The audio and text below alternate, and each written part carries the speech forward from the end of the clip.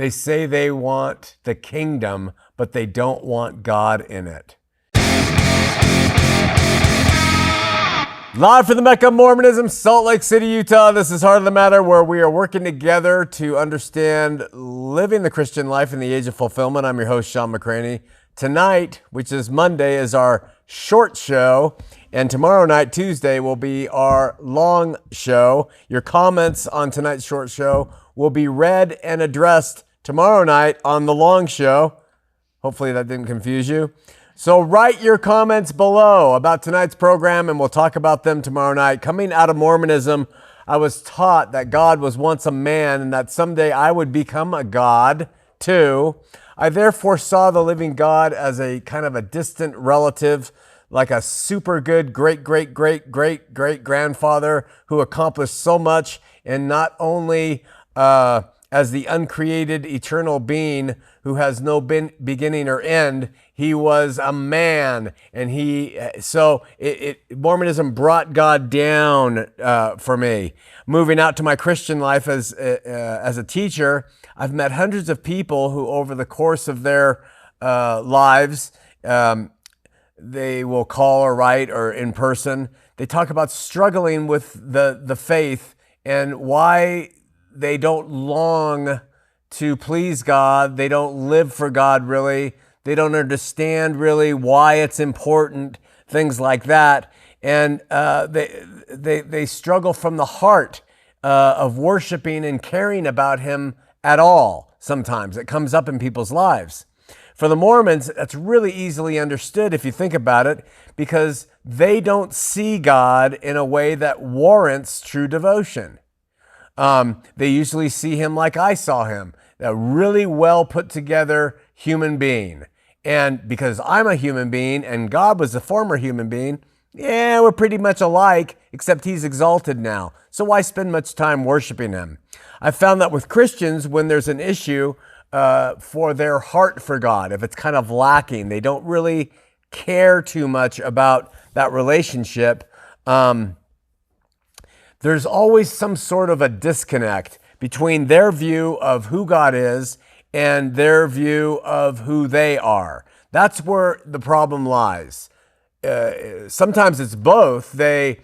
How they view God and how they view themselves creates this disconnect between the two, and they don't feel a need to want to know Him or honor Him or follow Him. So typically the disconnect is manifested in one or two ways. Again, a person sees God as less than He is, so you bring God down, or a person sees them as more than they are. They lift themselves up. When you get the combination of bringing God down and moving yourself up, you have a real disconnect between caring about God at all, right? Because you're closer to Him than you really are, and He's closer to you than He really is. So if we see God as someone or something less than He is, we see Him like we see ourselves. And this often means that God is casual, and He swears when He hits his toe on the cabinet, and He loves television, and He kicks back, and He lets things slide because He's God. We figure if that's the way we are, then God is certainly that way, and so that disconnect is broadened. And from this perspective, it's really hard to care about pleasing or fearing or being engaged with such a being. The other factor is many people see themselves as closer to the status of God than they are. In this way, they see themselves as pretty darn good people, dang it. And they're pretty close to God in the way He thinks and the way He is. And that's kind of normal and natural for human beings. We think we're pretty much like Him, you know? I think this way, God thinks that way. Sure, I've made a few mistakes, but who hasn't, right? So I try to be a good person, I try to do what's right, and they really don't see any need to actually involve a God in their lives. So the most messed up perspective is when you have the combination of the two. You're better, He's lower.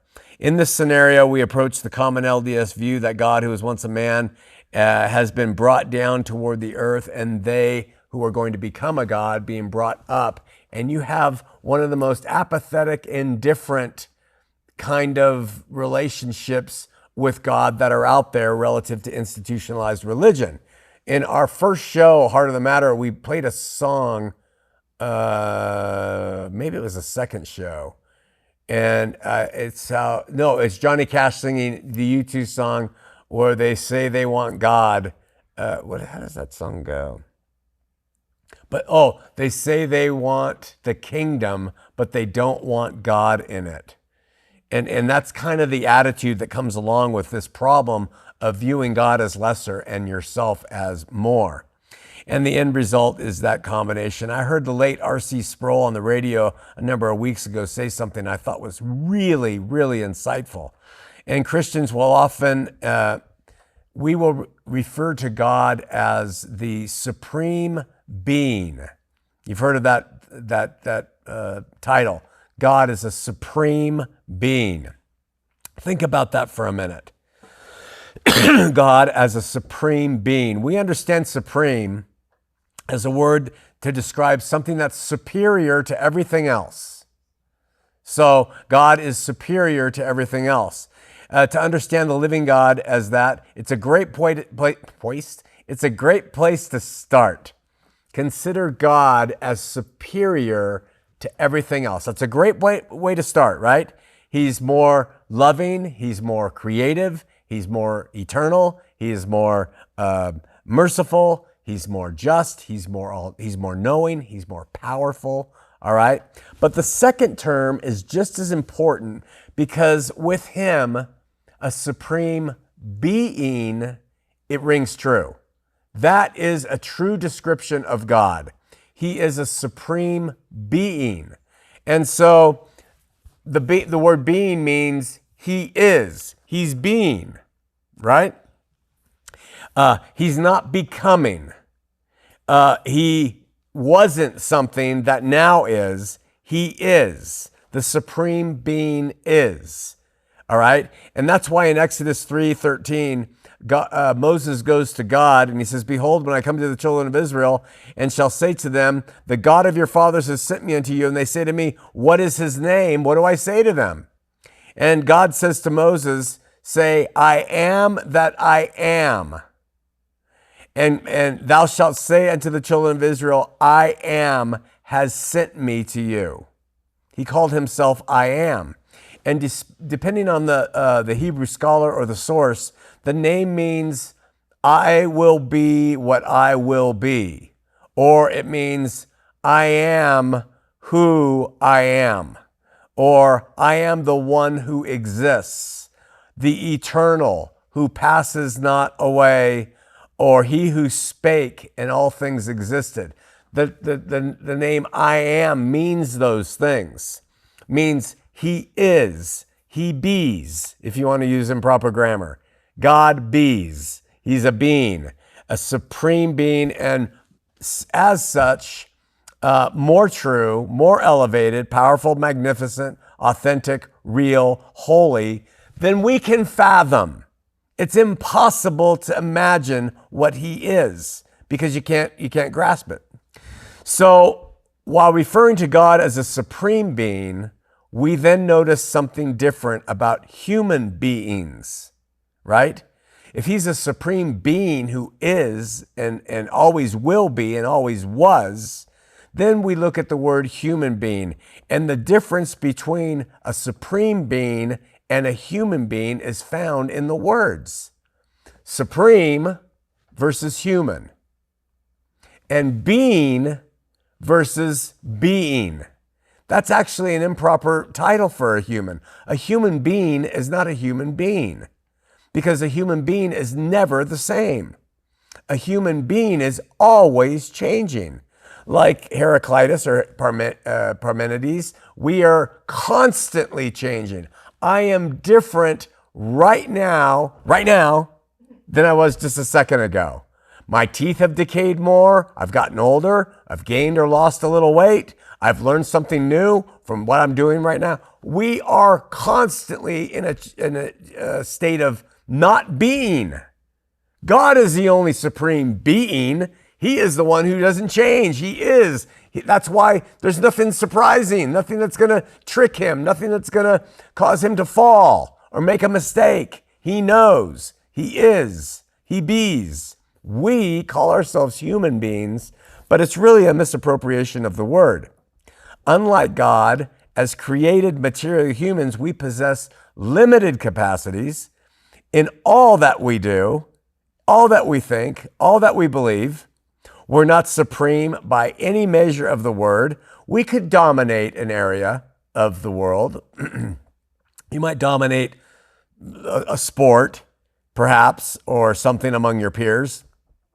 But even the things you dominate in this life as a human being are probably going to be broken and gotten rid of. When I swam in college, my times were pretty representative for collegiate swimming. They weren't at the top. They weren't at the bottom. They were okay. There's girls in high school now who swim faster than I did when I was in college.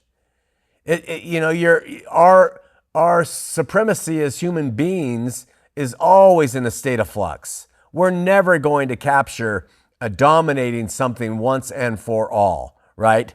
So, as created, limited, finite expressions, human beings will never be supreme, proven by the fact that we die. And we go downhill before we die, typically. So, only relative to God is being true. That's because he is, always has been, being. The very title human beings an oxymoron, and it's contradictory. And because we're constantly changing. From the moment we're conceived, we progress, we grow, we change, we alter. And that is going on all the time. We're not being, we're in a state of flux.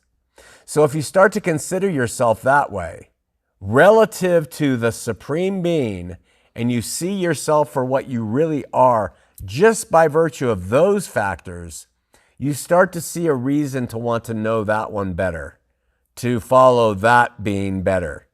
Because you realize that in reality, and we've just scratched the surface, when it comes to our darkness and our minds and our abilities to do things badly, our failures, I mean, we can have a failure right now, just go try to clear some dishes and you could drop them all. Our failures are unbelievably limitless. So when you start to see that disconnect, you start to see a need to seek him and to want to please him and to know him in the state that you're in. The more you close that gap, the more you are going to find yourself not caring about a relationship with him. So this is one of the arguments I have about Jesus of Nazareth, the man born of a woman, not being called God. It bothers me when we just refer to him cavalierly as he was God, he was God, he was God. I think you got to be careful about that. Not because God wasn't in him, but because he was a human being too. And when you just cavalierly say, oh, Jesus, God, it's such a thoughtless expression that you've really got to explain it better if you want to be on track with the truth. Why? Because God is unchangeable. Jesus was changeable. Jesus grew. He went from being a baby to a boy to a teenager to a man to death. God doesn't do that. So you just have to be careful with the terms being perfectly and eternally just. Our God will mercifully but justly recompense to us how he feels we should be received. He doesn't change. He hasn't changed. He didn't hate darkness before and like it now. He doesn't do those types of things. He's always the same. And Scripture describes him as a consuming fire, as love, as just, as merciful. Those attributes don't change. If you've been forgiven for the sin because of Christ and his work on earth, that's one thing. That would fix something, right? But he still is just, and he still is merciful, and he still is the supreme being. Those who insist on doing evil will be rewarded mercifully, but justly, because God is just and merciful. And those who choose the insufferable nature of loving others will also be rewarded mercifully and justly by a God who doesn't change. So when you see yourself in the state that we are as humans, human becomings is really a better word for us. We're human becomings. It helps you to see the need to reach out to the Supreme Being to assist you and help you as you grow as a human becoming, hopefully and ultimately into a human being. Write your comments below. We'll read them tomorrow night here on Heart of the Matter.